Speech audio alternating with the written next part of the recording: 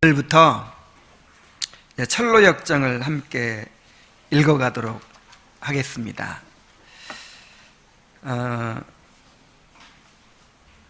각자 집에서 읽어와가지고 이제 여기서 강의를 듣고 또 이렇게 하면 좋은데 그 조금 읽는 것도 시간이 안 나는 분들이 많이 있고 그리고 또 이 자리에서 함께 읽는 것도 또 의미가 있어요.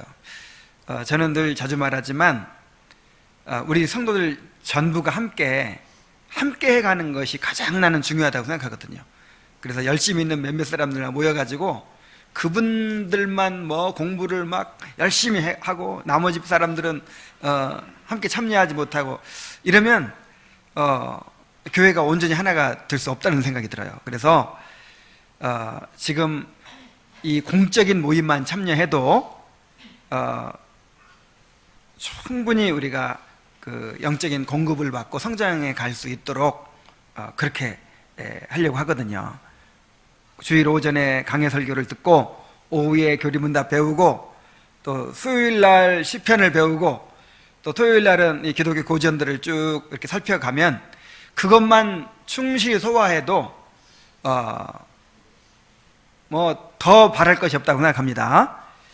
그래서 만약에 여기에 참여하지 못한 분들은 못한 분들이 있으면 이제 집에서라도 또 따로 그 동영상을 듣고 또 책을 읽고 그렇게 해서라도 모든 성도가 함께 해가는 것을 정말 중요하게 여기고 있어요. 그래서 이제 이것을 다 마칠 때까지 정말 이 모임을 잘 지키고 지속되도록 여러분들이 협력해 주시기 바랍니다.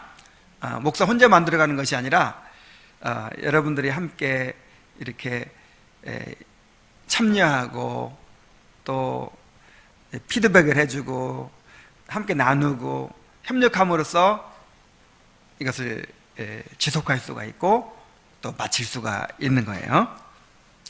특별히 이 교회사에 주신 정말 귀한 기독교의 고전들을 우리가 공부해가는 것은 너무나도 중요한 일이라고 생각을 합니다. 우리가 갑자기 우리 이 기독교 신앙이라고 하는 것이 갑자기 우리한테 뚝 떨어진 게 아니죠. 그리스도께서 이 교회를 붙드시고 또 양육해 오신 그 역사가 있는 거예요.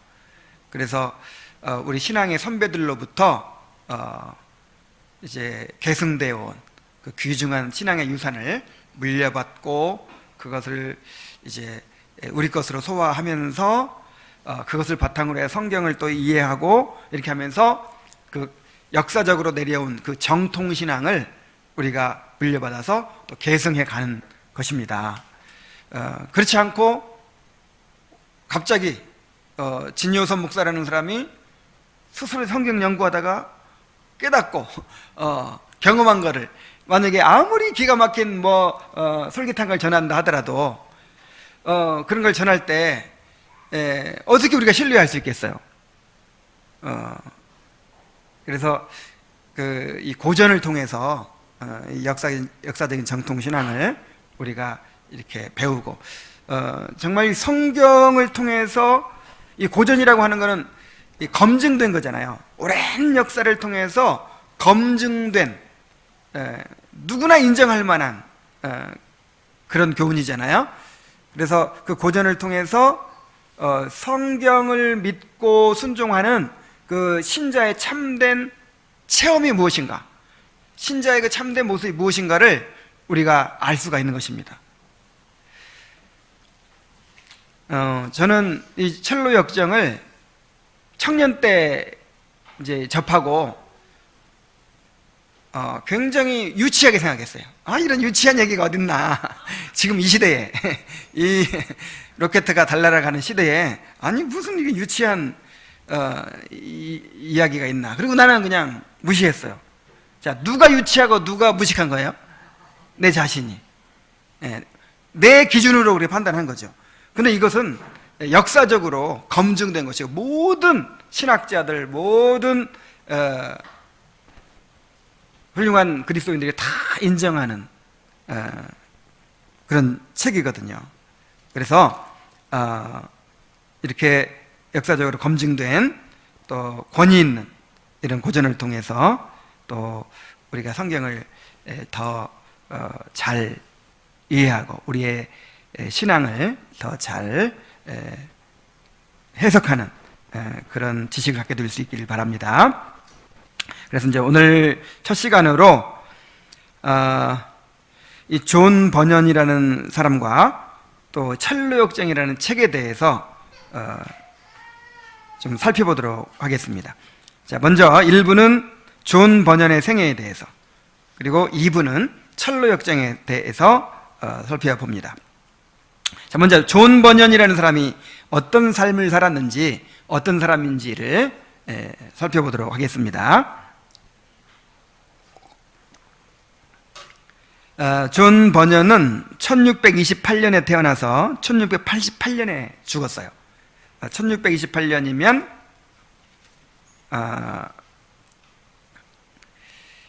이제 종교 개혁이 1517년에 일어났으니까 거의 100년, 110년 후죠. 그래서 이때는 존 버년이 활동하던 때는 이 청교도 시대예요. 청교도 시대. 청교도 시대 중에서도 후기에 속합니다. 1628년에 먼저 출생과 성장을 보죠. 출생과 성장. 1628년에 잉글랜드의 베드포드주에 있는 에리스토우라는 마을에서 떠돌이 땜장이의 아들로 태어났습니다. 땜장이가 뭐죠? 뭐 때우는 거겠죠. 냄비도 때우고 뭐 하는. 그래서 가난하고 좀 천한 그런 신분의 이제 집에서 태어난 거예요. 제가 죄인의 괴수에게 넘치는 은혜라고 하는 그 존 버년의 자서전이 있거든요. 그 책을 꼭 보시기 바랍니다. 그 책에서 많이 인용을 했어요. 자, 버년은 이렇게 말합니다. 우리 집 가문은 낮고 보잘것없었으며 그 지역의 모든 가문들 가운데 가장 초라했고 따라서 멸시를 받았다. 그렇게 쓰고 있어요. 동네에 있는 학교에 들어가서 읽는 법과 쓰는 법을 간신히 배웠습니다. 그러나 10살 때 학교를 그만뒀어요. 이제 아버지의 일을 하기 위해서죠. 학교를 그만두고 17살 때까지 17살 때까지 아버지 밑에서 땜장이 일을 배웁니다. 그는 어렸을 때부터 아버지를 따라 돌아다니면서 많은 일들을 경험하고 시장에서 구한 모험 이야기 책들을 읽고 민담이나 전설이나 격언 같은 것들을 접하게 됩니다. 그래서 존 버년의 정신과 상상력은 이런 제도적인 교육보다는 이렇게 어린 시절에 받은 그런 영향들로부터 형성되었다는 것을 알 수 있어요. 자, 어린 시절의 버년의 영적인 상태는 어떠했을까요? 성장하면서 점점 반항아가 되어갔습니다. 그리고 여러 가지 오락을 즐겼고 또 하나님을 모독하고 남을 저주하는 일을 즐겼다고 했어요. 버년의 말입니다. 나는 어릴 때부터 저주와 맹세와 거짓말과 하나님의 거룩하신 이름을 모독하는 일에 타의 추종을 불허했다. 결혼할 나이가 될 때까지 젊은 아이들을 무수히 거느리고 다니는 까닭에 내 주위에는 온갖 부류의 악하고 불경가하는 친구들이 끊일 날이 없었다. 그때 나는 아주 편하게 만족하며 죄를 짓고 악한 벗들과 사귀는 게 더없이 좋았지만 한편으로 나는 그 무렵 지옥불의 무서운 고통에 대한 생각으로 크게 고민하고 괴로워하였다. 그때 나는 어둠의 사슬과 속박에 묶여서 대심판의 날까지 지옥에 있어야 할 자들과 같은 신세가 된 것을 두려워했던 것이다. 이렇게 죄 가운데 살면서 한편으로는 이제 기독교 배경이 있기 때문에 국교도 집안에서 자랐기 때문에 기독교 배경이 있기 때문에 이제 두렵기도 한 거죠. 이러다 지옥 가면 어떻게 하나. 근데 삶을 바꿀 수가 없잖아요. 바꾸고 싶지는 않고. 그러니까 에이, 이왕 지옥 갈 거 마음껏 죄나 짓고 살자. 그러면서 또 막 살고, 그러다가 문득 또 두려워지고, 이런 생활을 한 거죠.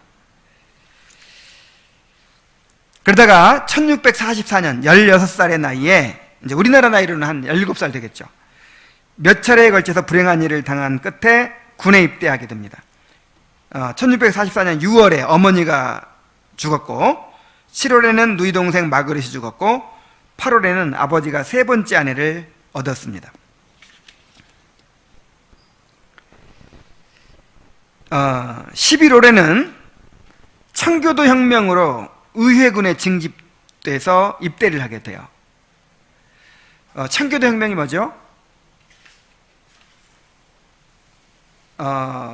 그 찰스 1세가 이제 그 카톨릭으로 들어가려고 하니까 당시 청교도들이 의회를 장악하고 있었는데, 그 의회가 이렇게 반기를 들어가지고 이제 결국에는 의회파와 왕당파 사이에 전쟁이 일어나죠. 그때 스코틀랜드의 이제 의회가 지원을 요청해서 이제 그 웨스트민스터 총회가 열리게 되는 거예요. 그래서 이제 의회군에 징집되어서 입대를 합니다. 그는 3년간 뉴포트에서 복무를 했는데, 뭐 큰 전투는 많이 없었지만 한 전투에서 바로 자기 앞에 있는 동료가 총에 맞아 죽어요. 그래서 나중에 이제 이것을 회상하면서, 야, 내가 정말 하나님의 섭리로 이렇게 살아났다, 이런 것을 이야기하기도 합니다. 그는 제대 후에 3년간 이제 복무를 한 다음에 제대 후에 다시 엘스토우로 돌아와서 댐장이를 하게 됩니다. 1647년 7월에는 19살의 나이에 결혼을 해요. 두 번 결혼을 합니다, 이 번연인이. 그런데 이 첫 번째 아내는 이름을 알 수가 없어요. 근데 이 아내는 접시나 숟가락 같은 가재 도구도 없을 만큼 매우 가난한 집안에서 자란 여자였어요. 그런데 대신 경건한 또 집안이었던 것 같아요. 그래서 아버지가 물려둔 경건서적 달랑 2권을 가지고 시집을 왔대요. 그 경건서적이 아더 텐트의 천국을 향한 평신도의 길이라는 책과 루이스 베일리의 경건의 실천이라는 책이에요. 이 경건의 실천 저한테도 있는데, 자, 이 책들을 이제 읽으면서 죄책감에 사로잡힙니다. 그리고 다시 교회에 나가 경건한 생활을 하려고 노력을 하기 시작을 해요. 그래서 이 아내의 역할이 굉장히 컸죠. 첫 번째 아내는 눈먼 딸 메리를 비롯해서 세 아이를 낳았는데, 결혼한 지 11년 만에 죽었어요. 그리고 그 이듬해에 번연이 31살 때 두 번째 아내 엘리자베스와 재혼해서 또 두 자녀를 낳았습니다. 자, 이렇게 이제 결혼을 하고 나서요, 그때부터 1650년부터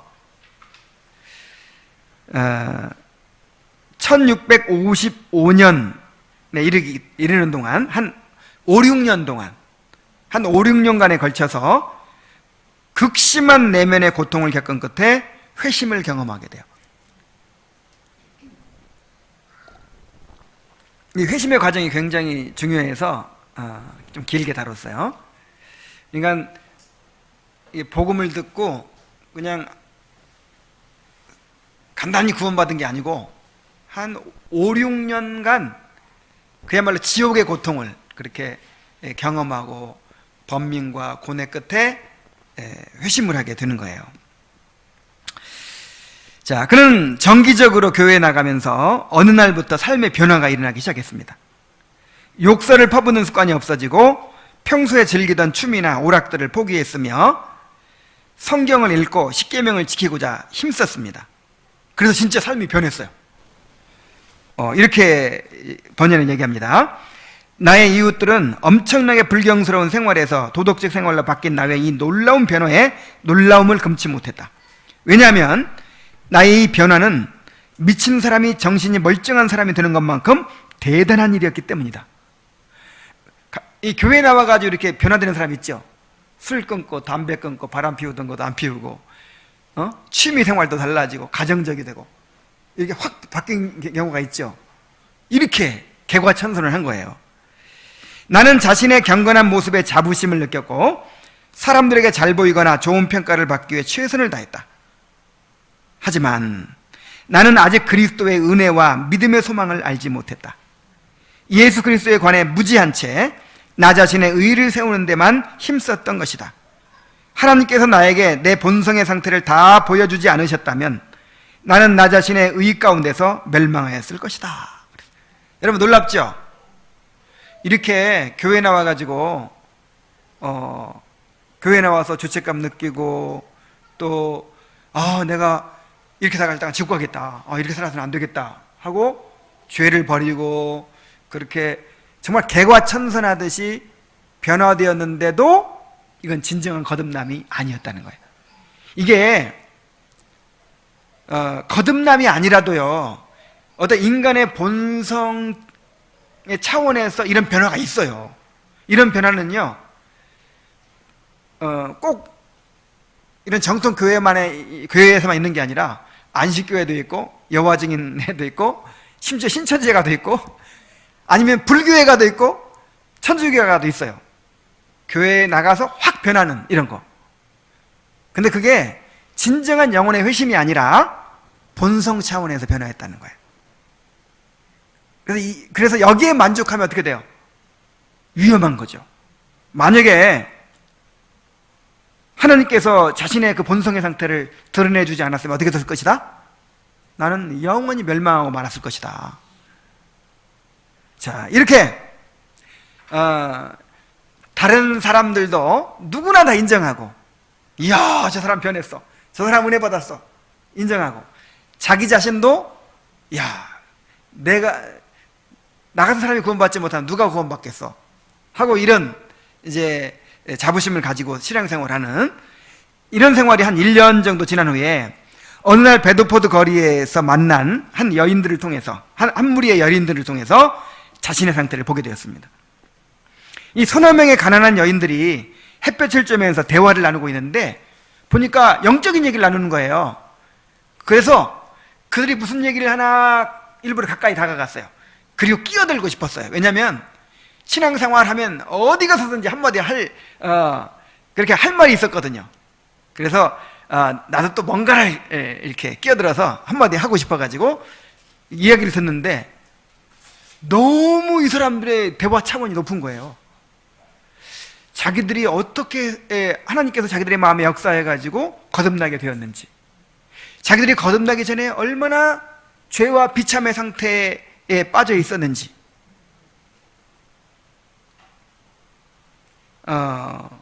그리고 사탄의 유혹에 대해서, 거듭난 뒤에도 마음의 비참함과 불신앙이 여전히 남아있다는 것에 대해서, 또 자신들의 의가 불결해서 작은 선이라도 이루기에는 불충분하다는 막 이런 얘기들을 하는 거예요.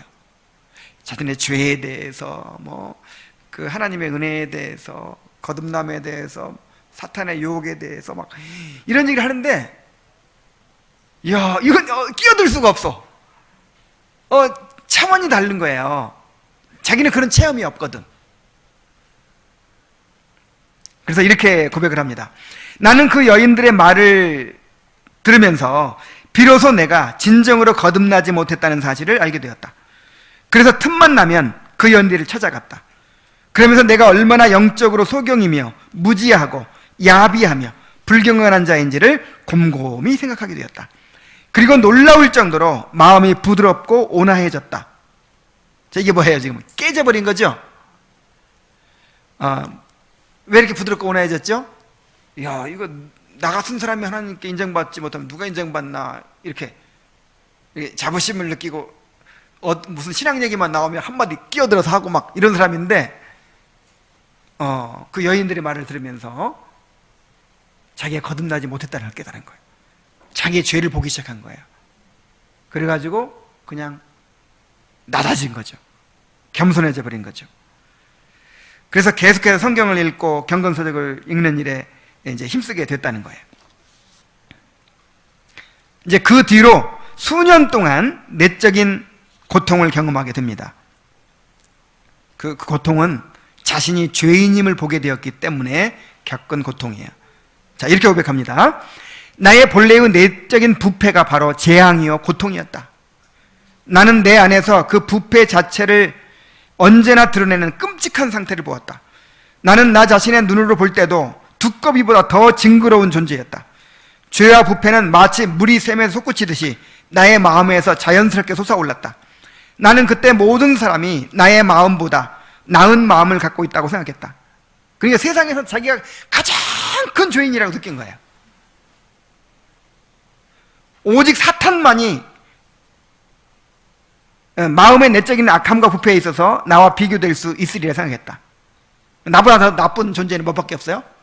사탄밖에 없어요. 따라서 나는 나의 무가참을 바라보면서 깊은 절망의 수렁에 빠져들어갔다 그랬어요. 그래서 하나님의 심판이 너무 두려워가지고 이 짐승들을 부러워했대요. 저 짐승들은 심판을 안 받으니까. 그는 영혼의 고통을 당하면서 두 가지를 이해할 수 없었다고 해요. 지금 이 자신의 죄를 깊이 보고 영혼의 고통을 당하다 보니까 가장 두려운 게 뭐예요?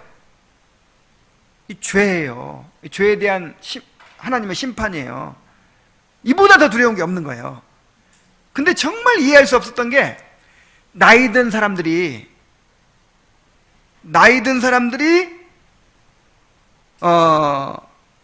영원히 살 것처럼 이 현세적인 여러 가지 것들을 막 추구해요. 뭐 더 좋은 집에 살려고 하고 더 좋은 옷을 입으려고 하고 그런 거 보고 이해가 안 갔대요. 그리고 그리스도인이라고 하는 사람들이 이 땅에서 겪는 슬픔을 가지고 그게 막 완전히 거기에 집착하고 하는 거예요.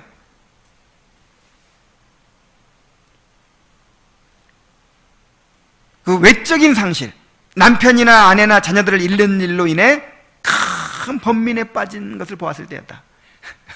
이게 지금 무슨 얘기인지 알겠죠? 여러분, 우리가 이 땅에서 겪는 가장 큰 슬픔이 뭐예요? 바로 내 남편을 잃어버리든지 아내를 잃어버리든지 자식을 잃는 거잖아요. 근데 번연이 죄로 인한 고통을 엄청나게 겪다 보니까 아니 그까진 일로 이렇게 슬퍼하는 것을 이해를 못했다는 거예요. 어차피 모든 인생은 다 죽는 거잖아요. 모든 사람은 다 죽게 되는 것이고 죽는 것보다 더 큰 문제가 뭐예요? 죄의 형벌로 영원한 지옥에 던져지는 거잖아요. 그래 존 버년이 겪은 이 고통이 얼마나 컸다는 걸 알 수 있죠. 그래서 여러분, 신앙생활에서요 자신의 죄를 깨닫고 진정한 회개를 경험하는 사람은 그게 가장 큰 문제가 되는 거예요. 삶에서 어떻게 하면 내가 죄를 벗어버리고 정말 하나님 앞에 설 수 있을까?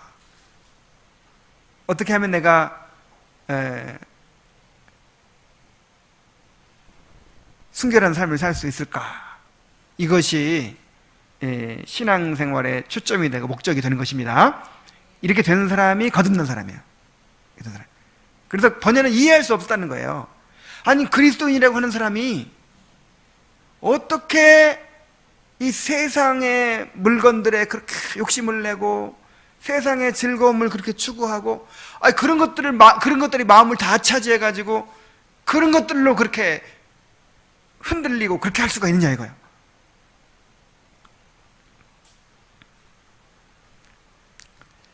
그는 때때로 말씀을 통해 위로를 받기도 했지만 이내 다시 극심한 죄책감과 저주에 대한 두려움에 시달렸습니다. 그는 특히 극렬한 내면의 시험에 시달렸는데 사탄이 계속해서 그로 하여금 믿음을 포기하도록 유혹했고 하나님을 모독하도록 했고 그리스도를 배반하도록 강요했습니다. 그러니까 사탄의 음성이 계속 마음속에 막 들리는 거예요. 너 차라리 포기해라. 그리스도를 그냥 배반해버려라. 너는 아무리 해도 너는 버림받은 자다. 선택받지 않은 자다. 그러니까 아예 그냥 포기해라. 예수 그리스도를 배반하고 하나님을 모독해라. 막 이렇게 이제 막 마귀가 끊임없이 유혹하는 거죠. 그리고 마침내 자신이 그 음성에 굴복해서 그리스도를 배반해 버렸다고 믿게 되었습니다. 그래 자기가 이제 성경에 나오는 용서받지 못하는 죄를 범하는 자가 됐다고 그렇게 이제 믿은 거예요. 나는 택함받지 못했고 버림받았고 이제 받을 수 없는 죄를 범한 자가 되었다.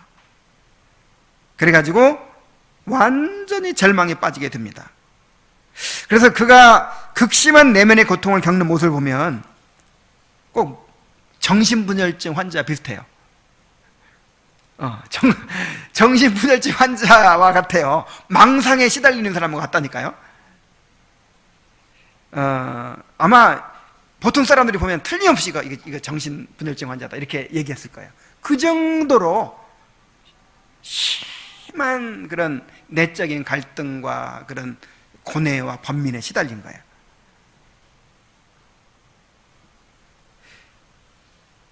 여러분 근데 만약에 오늘날 그런 사람이 우리 가운데 있으면 어떻게 보았을까요? 이상하게 봤겠죠. 이상하게 보고 한심하게 보고 그냥 믿으면 돼. 너무 그렇게 염려 안 해도 돼. 얼른 그냥 그 고통을 몸에나 주려고만 했겠죠. 근데 여러분 이게 축복인 거예요. 이게 제일 위험한 사람들이 어떤 사람들이냐면 이제 은혜의 방식, 여러분 반드시 읽어봐야 돼요. 다 그 은혜의 방식이라는 책에 보니까 제일 위험한 사람이 그 아까 존 버년이 그 한때 확신을 가지고 소망을 가지고 신앙생활 열심히 하면서 소망을 가지고 이렇게 내가 이 정도 하면 되지 하는 그 모든 사람에게 인정받고 그런 때가 있었죠. 이때가 가장 이런 상태가 위험한 거예요. 그러니까 이게 세상적인 것이 아니라니까요. 교회 생활 열심히 하면서 내가 열심히 하고 있다는 그것 때문에 안도감을 느끼고 그 다음에 소망도 갖고 그 다음에 어떤 영적인 기쁨도 갖고 말씀도 열심히 추구하고 한단 말이에요. 그러면서 거듭나지 못하는데 그걸 모르는 거예요. 그래서 안도감, 신앙생활에 있어서 이렇게 안도감에 빠져 사는 사람들, 또 확신과 평안을, 거짓대로 확신과 평안을 누리는 사람들, 이런 사람들이 가장 위험하다는 거예요. 오히려 거듭나면요 그때부터 두려움이 생긴다는 거예요. 두려움이 생기고 정말 하나님을 은혜를 간절히 사모하지 않을 수가 없고, 나중에도 나오지만 이 존 보년이 이렇게 한 5, 6년간 5, 6년간 그렇게 몸부림을 치면서 그야말로 지옥의 고통을 겪다시피 한 이런 고뇌가 있었기 때문에 이토록 놀라운 복음 전도자가 될 수 있었던 거예요. 참, 지금은 그런 사람 보는 게 너무 드물어요. 옛날에는 있었어요. 옛날에는 우리나라에도 정말 자기 죄 때문에 괴로워하고 아파하고. 근데 지금은 그게 나쁜 거라고 생각하니까 사람들이.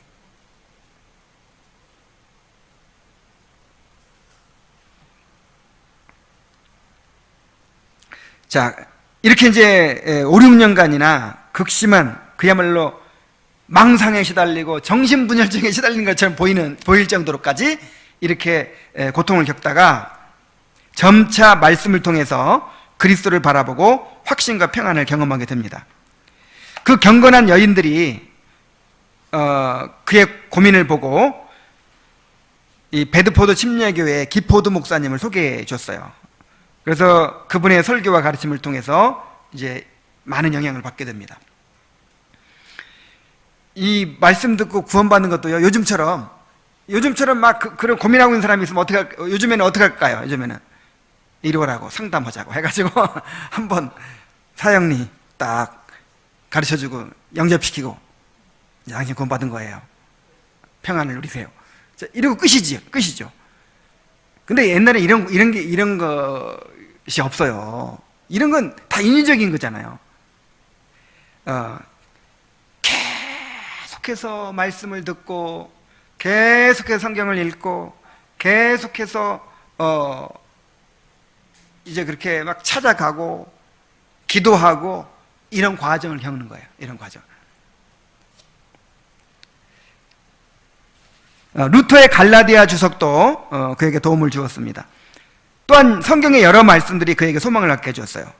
예를 들어서 모든 불의가 죄로 돼 사망에 이르지 아니하는 죄도 있도다. 그래서 내가 용서받지 못한 죄를 범한 것이 아니구나 하는 것을 이제 깨닫게 되고, 내가 무궁한 사랑으로 너를 사랑하였노라. 또 여호와의 주께서 죄악을 감찰하실진데 누가 서리이까? 그러나 사유하심이 주께 있으면 주를 경외하게 하심이니이다. 또 자기를 힘입어 하나님께 나아가는 자들을 그가 온전히 구원하실 수 있으니 이는 그가 항상 살아서 저희를 위하여 간구하심이니라. 내게 오는 자는 내가 결코 내어 쫓지 아니하리라. 이런 말씀들이 이제 순간순간 계속 위로를 주고, 또 포기하지 않게 붙들어주고, 다시 붙들게 만들고, 이렇게 했죠. 그러다 결정적으로 어느 날 너의 의의는 하늘에 있느니라 하는 말이 마음속에 떠올랐어요. 나의 의의가 어디 있어요? 하늘에. 그러니까 내 자신이 의로워져 가지고 의롭다함 받는 게 아니라 내 의의가 그리스도 안에 있는 거예요. 하늘에. 그래서 그 의의로 인해서 내가 의롭다함 받는 거예요. 이 말이 떠올라 가지고 또 성경을 막 찾아본 거예요. 그래서 예수는 하나님께로부터 나와서 우리에게 지혜와 의로움과 거룩함과 구속함이 되셨으니 라는 말씀을 붙들게 됐어요. 내 의의가 그리스도 안에 있구나. 그리스도가 나의 의의가 되시는구나. 그래서 이렇게 고백합니다. 이제는 나 자신으로부터 눈을 돌려 주님을 바라볼 수 있었으며 내게 새로운 하나님의 모든 은혜들이 부자들이 호주머니에 넣고 다니는 몇 개의 동전과 같다고 생각하게 되었다. 즉 부자들이 많은 보화가 그들의 집 금고 속에 있듯이 나는 내 보화가 나의 주요 구주이신 그리스도가 계시는 내 본향의 금고 속에 있다는 것을 깨달았던 것이다. 이제는 그리스도가 전부였다. 주님은 나의 모든 의로움이요 나의 모든 거룩함이요 나의 모든 구원이었다. 더욱이 주님은 나를 하나님의 아들과의 신비로운 연합으로 이끄셨다. 나는 그와 하나가 되었고 그의 살 중에 살이요 뼈 중에 뼈가 되었다. 그랬어요. 이렇게 이제 평안을 얻게 됩니다. 이제 회심을 경험하게 된 것이죠. 그는 베드포드 침례교회에서 존 기포드 목사에게 세례를 받고 그 교회 정회원이 됩니다. 그리고 얼마 되지 않아서 또 집사로 임명이 됩니다. 그리고 1656년 한 28세 정도 될 때부터는 말씀을 전하기 시작했어요. 이 번연의 회심은 마을 사람들에게 화제가 되었고 그의 간증은 수많은 사람들을 회심으로 이끌었습니다. 그러니까 한 사람이 놀라운 회심을 하게 될 때 그 영향력은 굉장히 큰 거예요. 그 놀라운 부흥과 회심 이야기에도 보면 한두 사람의 그 회심 사건을 통해서 마을 전체가 막 큰 도전을 받고 각성을 일으켜가지고 막 회심이 일어나게 되죠. 자, 우리 가운데도 그런 일들이 일어나도록 우리 기도합시다. 그는 사람들의 요청에 의해서 처음에는 작은 모임들에서 말씀을 전하다가 나중에는 교회의 공적인 설교자로 임명을 받았습니다. 왜냐하면 그의 그 회심의 간증이 굉장히 사람들에게 영향을 미쳤거든요. 이 한 사람이 회심하는 과정을 통해서 이제 다른 사람들이 자기를 보게 되는 거예요. 그리고 그 회심의 은혜를 사모하게 되고, 그리고 이제 이 번연은 그런 이 영적인 고뇌의 과정을 겪었기 때문에 정말 잘 도와줄 수 있겠죠. 상담도 해줄 수 있고, 그 다음에 복음을 잘 전할 수 있었어요. 영향력이 있었어요. 그래서 생계를 위해서 계속 일을 하면서, 땜장 일을 하면서 설교자로서 복음을 전하기 시작했습니다. 이제 공적인 설교자로 인정을 받았어요. 그는 건전한 교리를 놀라운 상상력으로 눈에 보이듯이 설명하며 또한 사람의 심령을 움직이게 하는 탁월한 소통의 연사를 가지고 있었어요. 그는 단순하게 이해하기 쉬운 설교를 했습니다. 사람들이 정말 마음에 와 닿게 아주 쉬운 설교를 했다는 거예요. 그는 청중들을 삶과 죽음 그리고 천국과 지옥의 문제에 직면하도록 하면서 서민적 언어를 구어체로 표현했다 그랬어요. 또한 회심의 과정에서 극심한 영적인 고통을 경험했기 때문에 번연의 메시지는 강력한 능력이 있었습니다. 번연 자신이 이렇게 얘기합니다. 나는 그들의 영혼에 대한 연민과 동정의 마음을 어느 정도 주신 것에 대하여 하나님께 감사한다. 이런 마음이 있었기에 나는 하나님께서 은혜를 베푸시기만 한다면 그들의 양심을 붙잡고 깨울 수 있는 말을 발견하기 위하여 많은 노력과 열심을 품고 수고를 감당할 수 있었다. 이 복음 전도자는 영혼의 의사가 되어야 돼요. 그러니까 말씀만 알아가지고 안 되는 거예요. 말씀만 알아서 되는 것이 아니라 그 영혼의 상태를 파악하고 이제 그 영혼의 상태에 맞게 말씀을 전달을 해야 되는 것이죠. 그래서 이렇게 이 회심의 경험이 없는, 진정한 거듭남의 경험이 없는 그런 사람은 지식에서 진식으로 전달되기가 쉬워요. 머리에서 머리로. 그러나 이 본연이 이렇게 말하잖아요. 자기가 그런 고뇌를 겪었기 때문에 영혼의 상태를 알아요. 저 사람에게 뭐가 필요한지. 이 사람은 자기 죄를 발견해야 돼. 자기 죄를 발견하고 하나님을 두려워해야 돼. 뭐 이런 사람도 있을 것이고, 이런 사람은 복음의 위로가 필요해. 정말 그리스도를 바라봐야 돼. 막 이런 게 보이는 거예요. 그러면 그 사람에게 맞는 말을 찾기 위해서, 어떤 말로 이 사람에게 전해야 될까 찾기 위해서 이제 많은 노력과 열심을 품고 수고를 감당했다는 거예요. 그런 수고의 소산이 바로 이 철로 역정이에요. 그의 설교는 죄를 깨닫게 하고 하나님의 심판에 직면하게 하는 설교였고, 그리스도를 높이고 그리스도를 바라보게 하는 설교였습니다. 그래서 이제 자신의 그 회심의 경험이 있으니까 정말 이 죄를 깨닫게 만드는 거예요. 이 하나님의 심판에 직면하게 만드는 거예요. 여러분, 이게 너무 중요해요. 이 깨어지지 않으면, 자기 의가 깨어지지 않으면 철저하게 낮아지고 깨어지고 자기의 부패성을 보게 되고, 자기가 무너지지 않으면 어떤 진리도 그를 변화시킬 수 없습니다. 자기가 깨어지지 않은 상태에서 계속 배우잖아요. 자기가 깨어지지 않은 상태에서 봉사 많이 하고, 자기가 깨어지지 않은 상태에서 또 삶이 변화되고, 어떻게 돼요? 자기 의만 쌓아가고 나도 속고 다른 사람도 속아요. 훌륭한 그리스도인이다. 저 사람 본받고 싶다. 저 사람처럼 돼야 돼. 그러나 내면에는 구원받지 못한 거예요.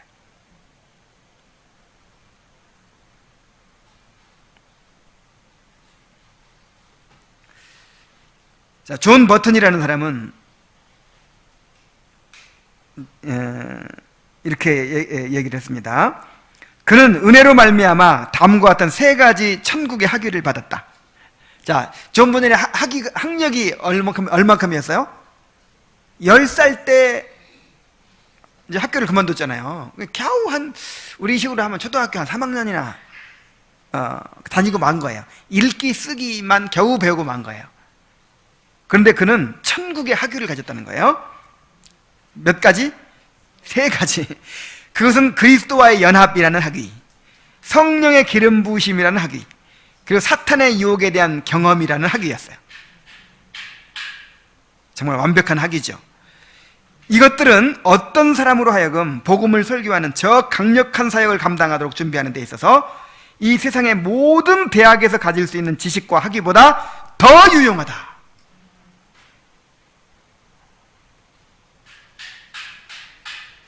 그가 설교할 때면 수백 명의 청중이 모여들기 시작했습니다. 그의 명성이 널리 퍼져나갔습니다.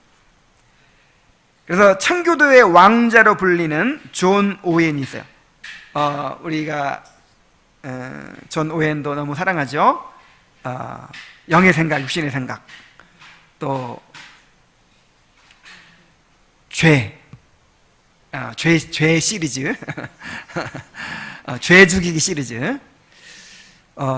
이 존 오웬이요, 어떤 분은 이 역사 일에 한 5손가락 안에 드는 그렇게 위대한 학자다, 이렇게 이야기를 하기도 해요. 그래서 청교도의 황태자라고 하거든요. 청교도의 황태자. 근데 이 청교도의 황태자가, 엄청난 학식을 소유한 청교도의 황태자가 이 땜장이 번연의 설교를 사모했어요. 그래서 번연의 설교를 듣기 위해 자꾸 가는 거예요. 그래서 당시 찰스 2세 왕이 이제 이렇게 물었습니다. 당신은 왜 무식한 땜장의 설교를 들으러 갑니까? 그러자 이 오웬이 이렇게 대답했어요. 제 대답이 전하를 기쁘게 해드리기를 바랍니다. 만약 설교에 대해서 그 땜장에 가진 능력을 제가 가질 수만 있다면 저는 제가 가진 모든 지식을 기쁘게 포기할 것입니다.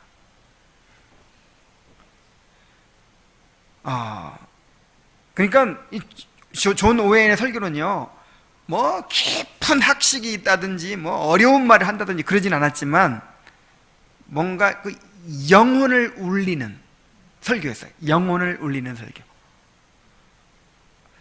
그 몇 년 전에 존 번연의 영혼을 울리는 설교라는 그 일주일간의 세미나가 있어서 참여했는데 우리 성도들도 한번 간 적 있죠? 같이. 기억이 안 나나?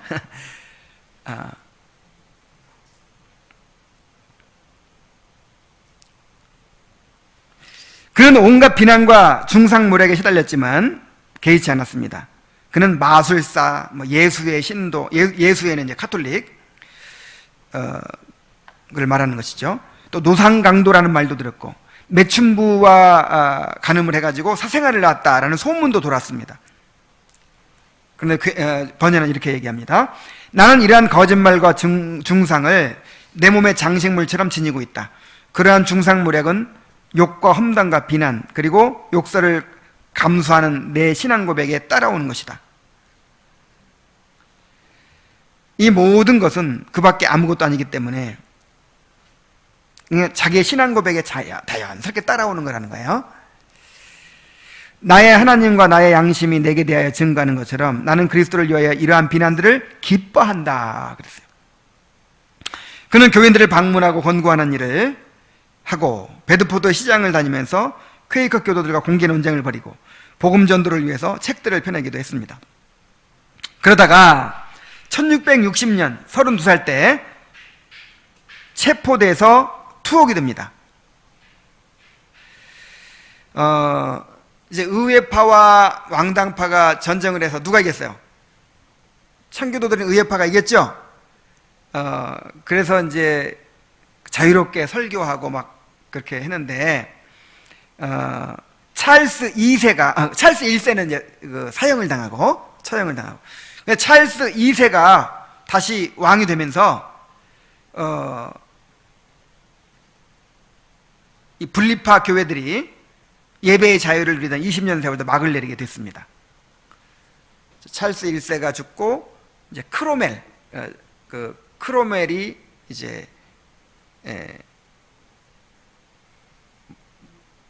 뭐죠? 공화정. 크로멜이 공화정의 그 직위가 뭐더라? 호국경, 호국경이라고 하죠. 그 크로멜이 이렇게 이제 통치하던 시대가 있었는데 몰락을 하고 찰스 2세가 다시 이제 왕정을 회복한 거예요. 그리고 다시 이제 카톨릭으로 돌아가려고 이제 불법 집회를 이제 또 막는 것입니다. 그래서 이제 국교의 예배 지침을 따르지 않는 예배나 설교를 하는 것은 범죄가 되었어요. 1660년 11월 12일에 이 로이 쌈셀에 있는 한 농부의 집에서 불법 집회를 인도했다는 죄목으로 이제 번연이 체포됩니다. 그 집에 가기 전에 이미 체포영장이 발부됐다는 걸 알았어요. 가면 잡히는 거예요. 그러나 그는 피하지 않고 설교하러 갔습니다. 이렇게 말해요. 만일 내가 도망쳐서 피신한다면 연약한 형제들이 나의 말과 다른 행동에 실망하게 될 것이다. 또한 만일 내가 도망을 한다면 중요한 말씀이 전해져야 할 때에 사람들이 망설이게 될지 모른다. 그리고 지금 하나님이 나로 하여금 복음을 위해 고난받도록 보내신 것이 분명하다. 전부 죄인의 괴수에게 넘치는 은혜라고 그 출처를 내가 밝혔는데 혹시 아닐 수도 있어요. 내가 책을 여러 번 봐가지고 어쨌든 오웬의 말인데, 근데 그래서 존 오웬의 말에 무조건 죄인의 괴수에서 넘치는 은혜에서 나왔다, 이렇게 이제 일단 내가 써놨어요.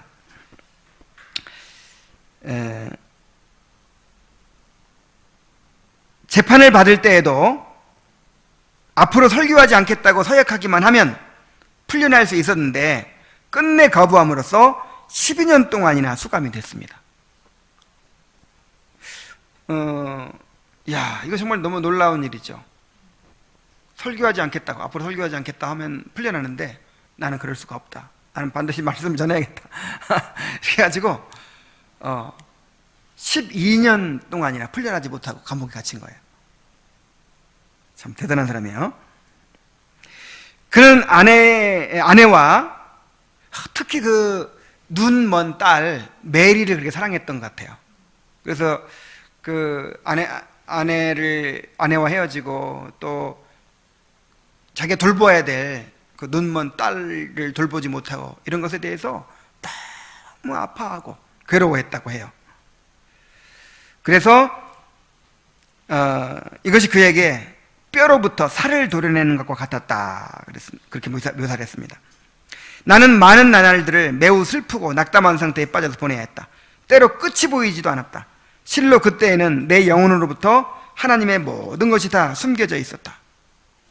꼭 시편의 한 구절 같죠.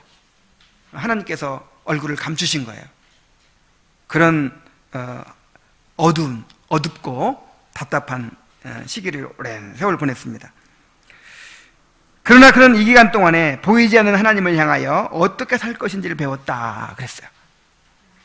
정말 이 감옥에 갇혀있는 12년 동안의 기간이 이 존 보년을 더욱 하나님께로 가까이 나가게 만들었어요.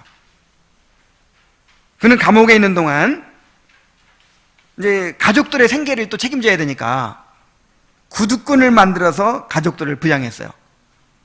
우리 형제들 돈 받아야 돼요. 감옥에 갇혀가지고도 가족들에 대한 책임을 다하는 겁니다. 거기서 계속 감옥에서도 일을 해가지고 가족들을 부양하고 죄수들에게 설교를 해요. 그리고 감옥에서 여러 권의 책을 썼어요. 그중 하나가 뭡니까? 철로역정이에요. 그러니까 감옥에서의 12년이 그를 뭔가 이렇게 가두고 이렇게 억제한 것이 아니라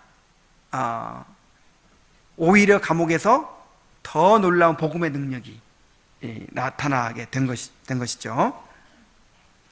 나중에는 몇몇 간수들이 밖으로 나가 설교를 하고 돌아오도록 허락을 했습니다.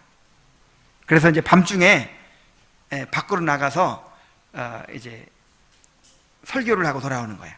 그래서 그 조지 오퍼라는 사람의 책에 보면은 베드포드 주에 있는 침례교 회중들 중 많은 교회가 한밤중 설교 때문에 설립되었다고 알려졌다. 그러니까 밤중에 나가서 말씀 전하고 돌아오고 말씀 전하고 돌아오고 이런 일을 통해서 교회들이 막 세워졌대요. 1672년 44살 때 이제 추록을 하게 됩니다. 1672년 3월에 찰스 2세가 비국교도들에게 대해서 관용령을 공포함에 따라서 석방이 된 것입니다. 이 베드포드 교회는 석방되기 전부터 몇 달 전부터 이 존 버년을 목사로 딱 추대해 놓고 있었어요. 그는 베드포드 근처에 베드포드 교회와 베드포드 근처의 작은 마을들에 가서 설교를 했고 또 많은 저수를 통해서 이제 명성을 얻었기 때문에 런던에 있는 교회들에 가서도 설교를 하기도 했습니다. 그는 열정적인 목회 활동으로 번연주교라는 별명을 얻었어요. 1677년에 두 번째 투옥이 됐지만 한 6개월 동안 또 투옥이 됩니다. 그때는 이제 존 오웬이 탄원서를 올려요. 그래가지고 풀려나게 됩니다. 그리고 1688년 60세에 열병에 걸려 사망을 합니다. 그는 어떤 부자 사이의 불화 문제를 해결하려고 병약한 몸으로 심한 비를 맞으면서 버크셔의 리딩까지 달려갔다가 열병에 걸려서 런던에 사는 친구의 집에서 숨을 거둡니다. 꼭 루터의 죽음과 비슷해요. 루터도 마지막으로 어떤 그것도 부자지간인가? 어쨌든 이렇게 서로 화해시키려고 추운데 그냥 마차 타고 갔다가 병들어서 죽었잖아요. 근데 번연도 그렇게 남의 일에 다른 사람을 섬기는 일에 참여해서 그렇게 하다가 열병에 걸려서 죽었습니다. 존 번연은 이런 유언을 남겼다고 해요. 자, 번연의 유언을 한번 보겠습니다. 이 세상에는 선한 것이 없으며 악이 섞여 있다. 명예가 인간을 당황케 하며 부유함이 걱정을 일으키고 쾌락이 건강을 해치는구나. 그러니까 다 부질없다 이거죠. 그러나 하늘나라에서는 괴롭히는 것 없이 그리고 은혜로운 모든 것과 함께 정결하게 살아가면서 복락을 누리리라. 오, 그 누가 상상할 수도 없고 감히 표현할 수도 없는 그곳의 기쁨을 알겠는가. 그 기쁨을 맛본 자 외에는 아무도 모르리라. 주여 우리를 도우사 그 기쁨을 준비하기 위하여 이곳의 모든 미혹해하는 즐거움을 버리는 일에 기꺼이 앞장서게 하소서. 어린 양의 신부가 영원토록 그의 신랑과 함께 거하게 될 때 하늘나라에는 기쁨의 소리가 차고 넘치리라. 그리스도는 만국의 소망이요 천사들의 기쁨이며 성부 하나님의 즐거움이라. 그때 영혼은 놀라운 위로로 충만할 것이니 이는 주께 속한 모든 것을 영원히 누리는 위로라. 자, 이런 말을 남겼다고 해요. 존 번연은 철로역정, 거룩한 전쟁, 경외함의 진수 등을 비롯해서 60권 이상의 책을 썼습니다. 그의 저서들은 철저하게 성경에 기초하고 있고 개혁주의 신학을 반영하고 있습니다. 그래서 오늘날까지도 많은 영향을 미치고 있어요. 자, 존 번연에 대해서 살펴봤으니까 그가 쓴 철로역정에 대해서 살펴보도록 하겠습니다. 이 철로역정의 원제는 뭐냐면요, The Pilgrim's Progress from this world to that which is to come, 이렇게 되어 있어요. The Pilgrim's Progress, 순례자의 과정이라는 것이죠. 그런데 이 세상으로부터 오는 세상에 이르는 순례자의 과정이라는 거죠. 이 세상으로부터 이제 이 천성까지 가는 순례자의 여정이다, 이렇게 제목이 되어 있어요. 그걸 줄여서 뭐라고 해요? 철로 역정, 천국 가는 과정, 그 뜻이에요. 철로 역정, 천국에 이르는 과정. 그래서 제가 이 철로 역정을 이제 막 성도들한테 읽게 하고 막 이렇게 강조했던 이유가 뭐냐면, 오늘날 그리스도인들은 이 구원에 대해서 어떤 순간이라고 생각하죠. 순간에 이루어지는 어떤 거라고 생각해요. 예수님 영접하면 걸러 구원 끝. 그 다음에는 구원에 대해서 고민할 것도 없고, 이제는 뭐 회개할 것도 없고, 이제는 이제 뭐가 관심이에요? 주님의 일을 위해서 내가 어떻게 쓰임 받을까? 이건 좀 철든 사람이고, 아니면 이제 구원은 받아놨으니 이 땅에서 복 받으면 살겠다 하든지. 그래서 구원을 어떤 과정으로 생각하지 않는 거예요. 이 철로 역정을 보면은 이 신자가 예수님을 믿고 천국까지 이르는 그 과정을 얘기하죠. 과정을. 그래서 신앙관을 좀 바꾸기 위해서, 이 구원은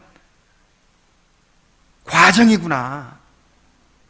그러니까 하나님의 입장에서는 그냥 한순간이죠.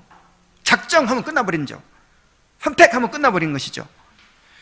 그러나 하나님의 작정은 우리 인간의 시간 속에서 실현이 되는 거잖아요. 그래서 우리 입장에서는 뭐예요? 과정이란 말이에요. 과정. 이게 안 바뀌어. 이걸 바꿔놔야 우리가 끝까지 우리의 신앙생활은 구원을 이루어가는 과정인데, 구원을 이루어가는 과정이잖아요. 죄에 대해 점점 죽고 의에 대해 점점 살고, 그렇게 해서 구원이 이루어지는 건데, 한순간에 끝나버렸다고 생각하니까 아무리 설교를 해도 소용이 없는 거예요. 아무리 뭐 말씀을 전해도 꿈쩍도 안 해. 나는, 그러니까 이게 뭐 상급문이다 이런 식으로 생각해. 구원은 그냥 어차피 은혜로 그냥 다 끝나버린 거고, 이제 열심히 살면 뭐 상급을 좀 더 받는 거고 덜 받는 거, 개털모자 쓰느냐 뭐 금별령 쓰느냐 어쩌자, 이렇게 생각하니까, 이야 정말, 그러니까 뭘로 유인하게 되냐면 이제 복 받고 살아야 되지 않겠습니까, 여러분? 복 받아야죠 하면서 이제 복으로 유인을 하고, 또 이제 사명, 우리가 무슨 쓰임 받아야 됩니다, 주님의 일을 해야 됩니다 하면서 그렇게 또 동기부여를 하고, 항상 이 두 가지, 어떤 사명으로 동기부여하든지 복 받는 걸로 동기부여하든지 항상 이렇게 동기부여하는 설교만 하는 거예요. 어떻게 우리가 구원을 이루어갈 것인가, 그거에 대해서 우리가 말씀을 드려야 되는데,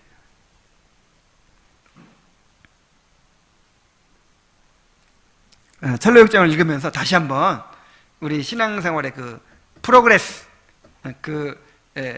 이 천성에 이르는 과정에 대해서 더 확실하게 깨닫게 되기를 바랍니다. 자, 이 철로역정 출판의 역사를 좀 보면요, 1678년에 초판이 발행됐는데 10년 후에 1688년에 13판이 발행됐고 10만 권 이상이 발행이 됐다고 해요. 지금은 뭐 이거 별게 아니지만 그 당시로서는 이 엄청난 겁니다. 그리고 현재는 200개 이상 언어로 번역돼서 출판되었고, 성경 다음에 베스트셀러가 됐어요. 성경 다음으로 많이 읽은 책이 뭐예요? 철로역정이에요. 그리고 어느 나라든지 성경이 번역된 다음에는 이 철로역정이 번역되었다고 합니다. 왜냐하면 이 철로역정은요, 불신자들에게는 전도를 위한 책이 되기도 하고, 이미 구원받은 사람들에게는 이제 양육을 위한 교재가 되는 거예요. 신앙생활을 어떻게 해야 되는가. 한국에서도 1885년에 아펜셀러 또 언더우드 선교사가 이제 제물포항에 입항을 함으로써 선교가 시작됐는데, 10년 후인 1895년에 아직 성경 전체가 번역되기도 전에 이 철로역정이 번역됐어요.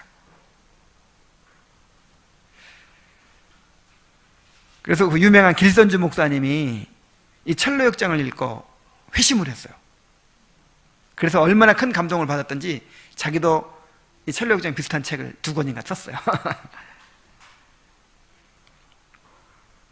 자, 이 책에 대한 평가를 좀 살펴보면은, 한 100년 후의 사람인 토마스 맥콜리라고 하는 사람은 100여 년이 지난 지금 교양 있는 소수 상류층이 하층민의 견해를 받아들이게 한 유일한 책이 되었다 그랬어요. 야, 이 철로역정은 그야말로 초등학교도 못 나온 그런 땜장이가 쓴 거잖아요.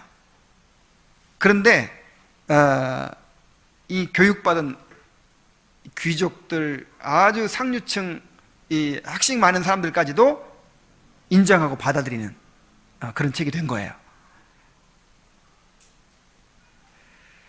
그 다음에 존 그레이엄 메이천이라는 사람은, 이 사람이 이제 웨스트민스터 신학교를 설립한 분이에요.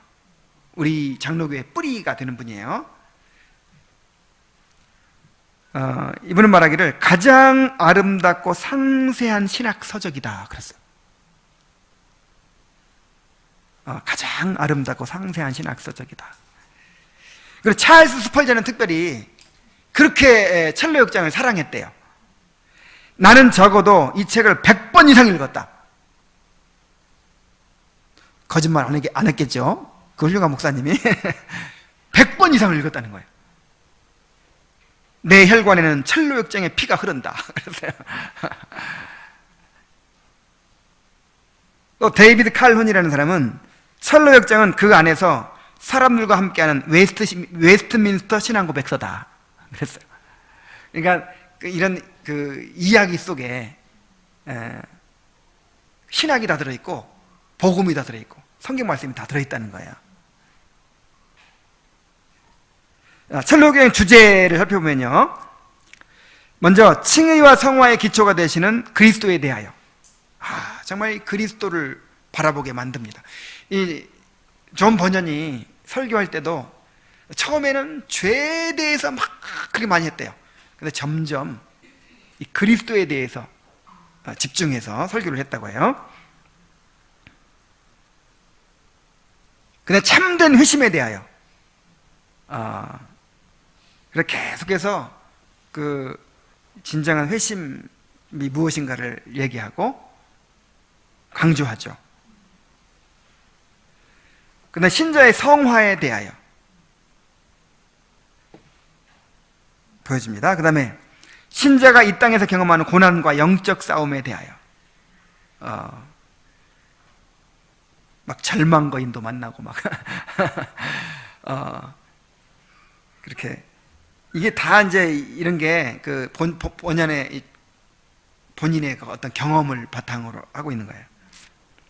또 순례자의 안식처인 교회에 대하여 목자가 얼마나 중요한지, 또 교제하는 이런 동료 그리스도인들이 얼마나 중요한지, 교회 공동체가 얼마나 중요한지, 이런 것들을 잘 보여줍니다. 그 다음에 천성에서 누릴 영광의 소망에 대하여 잘 보여줍니다. 자, 첼로역장의 몇 가지 특징을 더 말씀드리면요, 첼로역장은 철저하게 성경에 근거한 책입니다. 66권 중에서 51권이 언급되고 있대요. 대단한 거죠. 어떤 한 책만 막 언급한 것이 아니고 51권의 성경이 언급되고 있다는 거예요. 그래서 스펄전은 이렇게 말했습니다. 이 땜장의 피에는 성경이 흐르고 있다. 존 번연은 철저하게 성경에 사로잡힌 사람이에요. 크리스천이 죄를 깨닫게 되는 과정부터 천성에 들어가기까지 모든 순례의 과정이 철저하게 말씀에 의해 이루어집니다. 하다못해 이 동료 그리스도인들과의 대화도 막 말씀이 나오죠. 어디 가서 딱 문 앞에 붙어 있는 것도 말씀이고, 맨 처음에 그냥 크리스찬이 무거운 짐을 쥐고 오른손에 뭐 들고 있어요? 성경을 들고.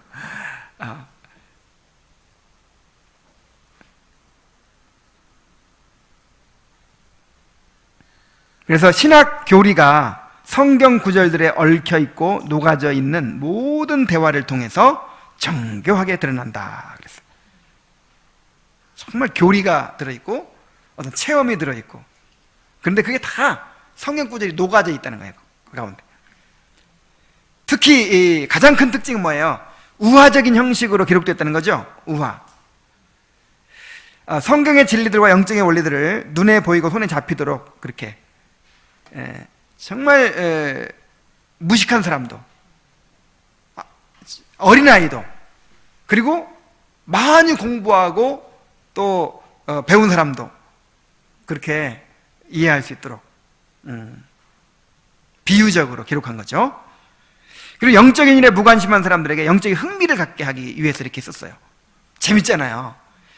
그래서 이게 그 기독교 신앙을 안 가진 사람도요, 재미로 읽을 수 있을 정도로 재미있게 그렇게 흥미를 갖도록 썼습니다. 그 다음에 교리적인 문제와 신앙의 실제적인 문제들을 모두 다루고 있어요. 성경의 교리가 실천적임을 보여줄 뿐만 아니라 독자로 하여금 그 교리를 느끼고 행하게 하는 힘이 있어요. 그냥 머리에만 있는 게 아니라 그 실제 그 교리가 어떻게 내 삶에 적용되고 살아가면서 체험이 되는지 그 교리를 느끼게 만들어준다는 거죠. 그 다음에 독자들을 순례의 길에 들어서도록 인도하고 순례의 길을 끝까지 가도록 격려하는 영혼의 안내서이다. 그래서 이제 순례의 길에 들어서도록 하고 이게 들어오도록, 그걸로 끝나는 것이 아니라 끝까지 가도록, 끝까지. 그래서 이 크리스찬이 천성에 갈 때까지 마음을 놔요, 못 놔요? 끝까지 못 놔요. 그래서 내일도 그런 이제 설교 가운데 그런 얘기가 있지만, 정말 오늘날 그리스도인들은요 너무 이 신앙관이 왜곡되어 있어요. 구원의 확신, 성도의 견인, 이런 기본적인 교리들이 잘못 이해되고 있어요. 성도의 견인이 뭐예요? 견인. 성도의 견인은 견인을 이렇게 이해합니다. 한번 구원받은 사람은 어떻게든지 어떻게 살든지 구원받게 돼 있어. 자, 어떻게 살든지 구원받게 돼 있어. 이 말이 맞아요, 틀려요? 아무렇게 살아도 이제 구원을 받아. 아무렇게 살면 지옥 가요. 예수 믿었어도 여러분 잘 들으세요. 예수 믿었어도 아무렇게 살면 어디 가요? 왜냐하면 예수 진정으로 믿으면 아무렇게 살아요, 못 살아? 안 살아요. 살지 않게 되어 있어요. 그러니까 끝까지 견디는 자는 구원을 받으리라 그랬어요. 누가 구원 받아요? 끝까지 견디는 자. 그래서 헤르만 바벤크는 말하기를 그가 진정으로 택한 자인지는 끝까지 견디는 것을 통해서 알 수 있다 그랬어요. 끝까지 견디기 전에는 알아요, 몰라요? 누가 진짜 택함 받았는지 아무도 몰라요. 끝까지 견디는 거 보면 알아요, 이제. 끝까지. 그리고 내가 죽도록 충성하라. 그리하면 생명의 멸류관을 내게 주리라. 자, 어떻게 해야 생명의 멸류관을 받아요? 죽도록 충성. 죽을 때까지 충성해야 영생을 얻는 거예요. 그러니까 성도의 견인은 뭐냐면 하나님이 은혜를 주셔서 끝까지 견디게 만드시는 거예요. 죽도록 충성하게 만들어서 우리를 구원하시는 거예요. 과정이에요, 과정. 그래서 하나님께서 은혜로 이루시는 것이지만 우리도 어떻게 해야 돼요? 끝까지 믿음으로 붙들고 싸우고 견디어서 얻어야죠. 또 끝까지 충성해야죠. 죽을 때까지.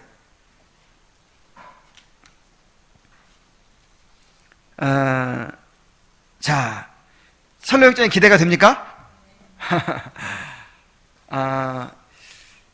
글쎄, 내가 이걸 잘 여러분들에게 이렇게 이제 설명을 잘 할 수 있을지 모르겠어요. 그렇지만 우리가 함께 모일 때 보배로운 기름 같은 또 헐모네이스 같은 은혜를 하나님께 내려주실 줄로 믿습니다. 그래서 함께 이제 우리가 배워가고 이제 알아가도록 그렇게 했으면 좋겠습니다. 그래서 이제 다음 주는 형제 모임일에 한 번 쉬고, 그 다음에 그 다음 주부터 이제 공부해 갈 텐데,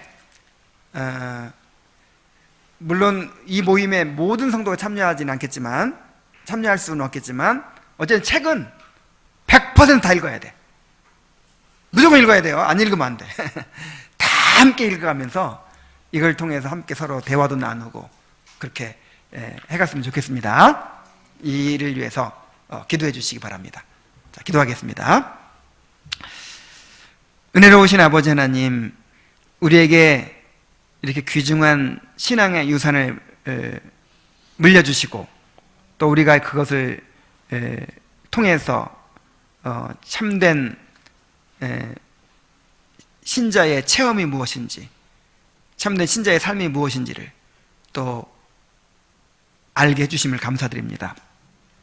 이제 철로역정을 함께 강독해 가게 되었는데 아버지 하나님, 이것이 그냥 한낱 지식으로 흥미로 그렇게 받아들여지지 않게 하시고 정말 우리 삶을 비추어 보면서 그렇게 그 번연 목사님의 메시지를 잘 들을 수 있도록 인도하여 주옵소서.